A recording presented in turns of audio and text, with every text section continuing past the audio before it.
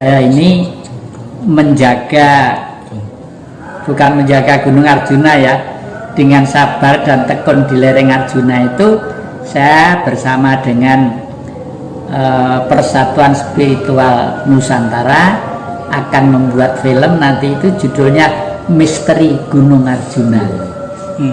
Seru itu ya. Seru itu ya. Iya.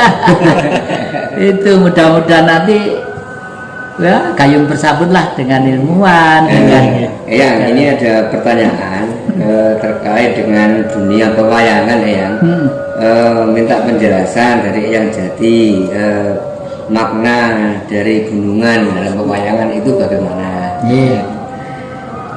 Gunungan itu, tolong di sawan juga itu hampir gunungan itu, oke, tak terang nih ya. Itu udah, ini nanti adik-adik viralkan ke forum internasional biar orang luar negeri pada kesini ya.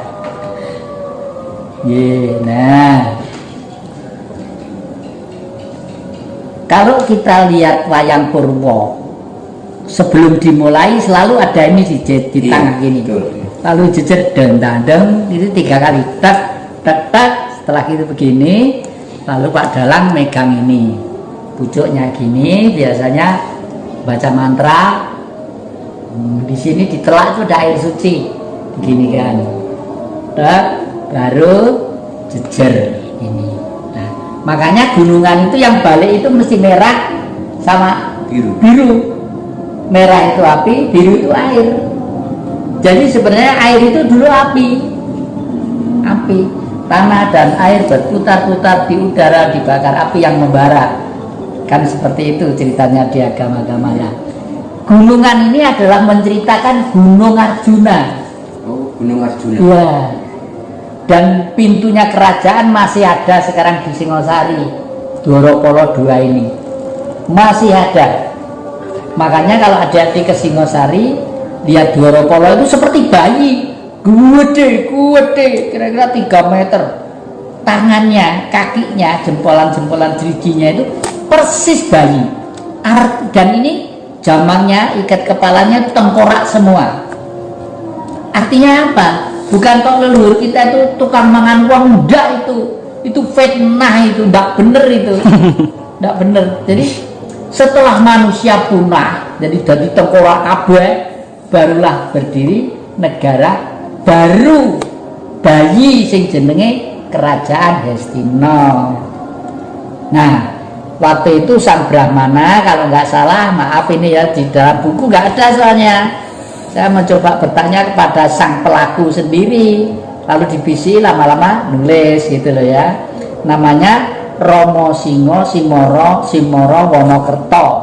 Setelah jadi raja dijuluk Parikesit, Prabu Parikesit Simoludro. Nah ini, dan Prabu Baladewa itu nanti yang akan menceritakan tentang ini, terjadinya zaman kurun waktu ke waktu. Jadi kalau ada bencana alam kesana kemari, ini adalah proses konsekuensi logis dari prinsip kehidupan manusia dan alam semesta yang satu sama lain sebenarnya harus saling menunjang. Kalau adik-adik pergi ke gunung-gunung, misalnya di Gunung Lawu ya, di sana itu ada manusia gaib deh. Saya pernah itu ya bersama dengan Mbak Rani, bersama dengan siapa salah satunya Pak Tobing, orang Batak ikut ya. Bisa diceritakan yang pengalaman mistis selama di Gunung Lawu seperti apa ya? Ya, ini khusus Gunung Lawu ya. Iya. Jadi begini, saya berangkat ke Gunung Lawu itu gara-gara Mbak Maharani Swita tadi itu, waktu saya pidato di Diponegoro, zaman Diponegoro itu dideketi Mbak Rani, Pak, kenalkan saya Maharani Swita, ini bapak saya, Bapak Gatot Puger. Rumah saya di Ciledug. Saya disuruh nganter bapak naik ke Gunung Lawu. Begitu. Nah, terus karena dengan bapaknya tidak ikut karena gemuk ya. Bapaknya agak gemuk, so itu Pak Tobing yang ikut ke sana. Berangkat naiknya dari Cemoro Sewu. Begitu sampai kalau sekarang istilahnya pos ya, pos pertama itu sudah dijemput oleh jala, disebut oleh jala gitu, mendahului kita jalannya. Umpama dijemput ya nggak karuan, berjalan di tengah alas, belum pernah ke sana, dijemput oleh jala, sekian meter nunggu kita terus. Nah, karena saya bawa Pak Tobing tadi itu yang gemuk, orangnya kan tidak kuat naik, tidak pernah naik gunung. Saya ikut Pak Tobing, kalau pernah jangan, nanti berat gitu. Pak Jati yang kecil aja kuat kok, saya gede gini nggak kuat. Akhirnya tak pegang sabuk tak eret-eret. Sebentar lagi diam gitu. Sungguh mati, saya mati di sini mau daripada gini. Saya bilang gitu, tidak boleh, biarin. Saya lebih baik mati. Ya lah zaman mati enak, saya gotong ini loh sulit. Saya gotong zaman turun nanti itu. Akhirnya sabuk saya pegang. Jam 5 sore dari Cemoro Sewu sampai atas itu jam 2 siang. Padahal biasanya kalau jam sore itu jam 7 misalnya, ke atas itu orang-orang paling-paling sampai di sana ya jam 7 pagi, jam 8 udah pakai sampai. Ini sampai jam 2 siang. Di sana udah banyak orang yang kemah. Terus, loh, ini bagaimana sih komandannya kok malah di sini? Loh, komandan apa mas? Loh, yang ada itu pidato di Jalan Diponegoro itu Jakarta kan Pak Jati ini.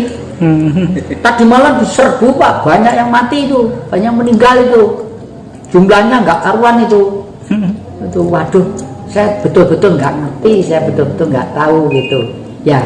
Ternyata saya menyelamatkan Mbak Rani tadi itu. Iya.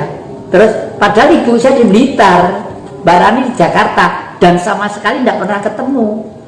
Terus saya renung lama-lama, siapa yang dimaksud ibu itu ya?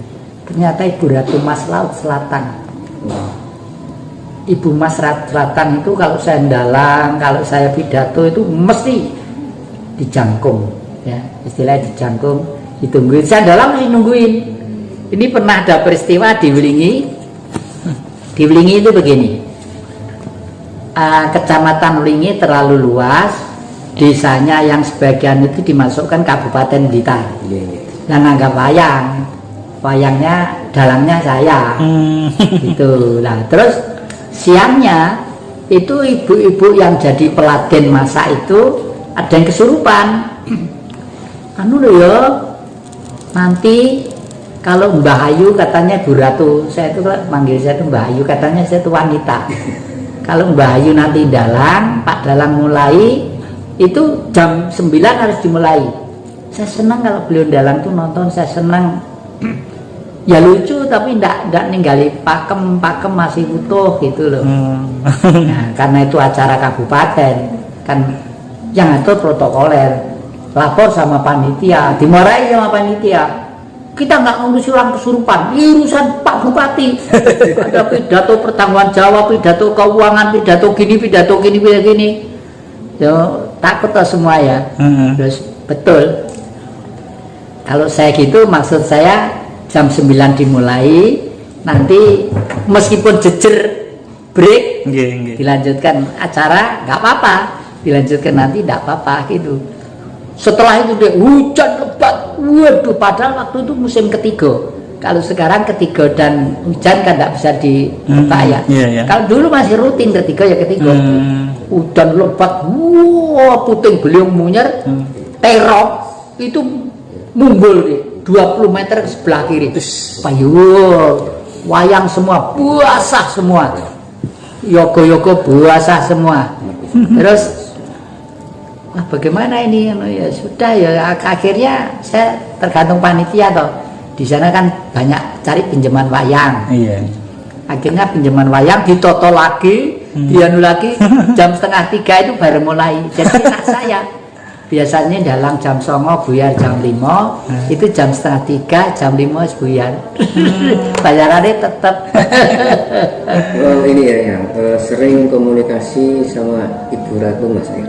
Ya, ini saya kalau sering ke selatan di hari-hari tertentu, dan saya pernah memoto beliau.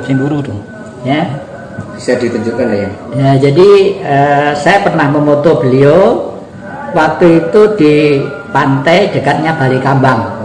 Jam 10 pagi. Jam 10 pagi. Jam 10 pagi itu saya moto. Saya hanya bakar dupo 3, terus saya mohon kepada Sang Maha Kuasa. Duh Gusti, Syekh Paduka dalam suwun dosa droga kula nyuwun pangapunten. Kawula nyuwun palilah paduka sowan ngarsa dalem Ibu Ratu Mas ing Laut Kidul.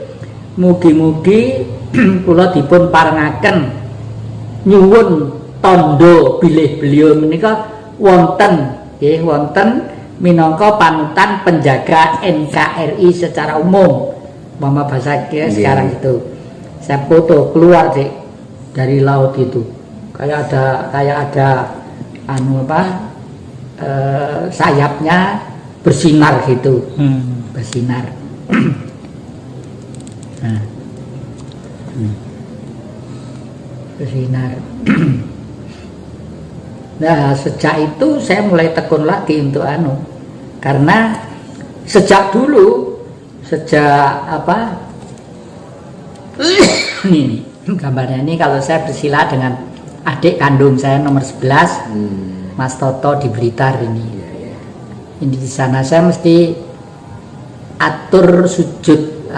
Kalau saya atur sujud itu pasti membawa sesuatu. Bunga-bunga sederhana aja. Nggak punya uang 5.000 ya 2.000 beli bunga padanya. Nggak punya uang yang metik bunga-bunga pinggir jalan itu sebagai etika dan sopan santun aja ya. Tuh, tapi ternyata beliau itu di dalam Alkitab pun ada, di Injil itu ada. Ditulis di Injil itu sebagai the Queen of the South Sea. Seorang ratu dari Laut Selatan. Itu di Injil ada. Dan kalau di negara Cina itu beliau itu disebut Dewi Kuan Im. Makanya saya itu Dewi Kuan Im ya saya simpen bagus itu ya.